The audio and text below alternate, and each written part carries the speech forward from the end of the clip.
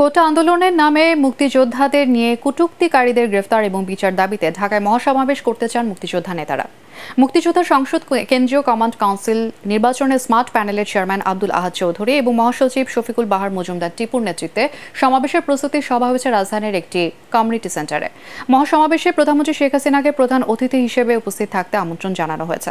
প্রস্তুতির সভায় বক্তৃতা করেন বীর মুক্তিযোদ্ধা এবং সাবেক সচিব কে এ মোজাম্মেল হক, আনোয়ার হোসেন পাহাড়ি, বীর প্রতীক, আব্দুল করিম সরকার, ডক্টর শহীদুল ইসলাম সহ কেন্দ্রীয় এবং আঞ্চলিক কমান্ডের নেতা এবং মুক্তিযোদ্ধার সন্তানরা।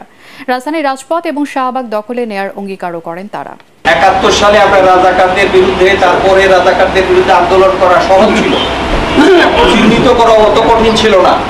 আজকে কিন্তু আমাদের মধ্যে লুকিয়ে থাকা সেই মানসিকতা যদি কেউ থাকে, তাদেরকে চিহ্নিত করা আমাদের জন্য সময় লাগবে। বোঝাপড়া হয়ে গেছে মাননীয় প্রধানমন্ত্রী কি চায়, আমাদেরকে যা বলছে সেই হিসেবে আমরা সেই পদক্ষেপ নিছি। আমরা কিন্তু এখন যুব কমান্ড অর্গানাইজ করে ফেলবো সারা দেশে। কিশোর কমান্ড, আমাদের কিশোর কমান্ড, ওই নারী মহিলা কমান্ড, এই শিক্ষক কমান্ড, এগুলা কিন্তু আমরা এখন আস্তে আস্তে এগুলা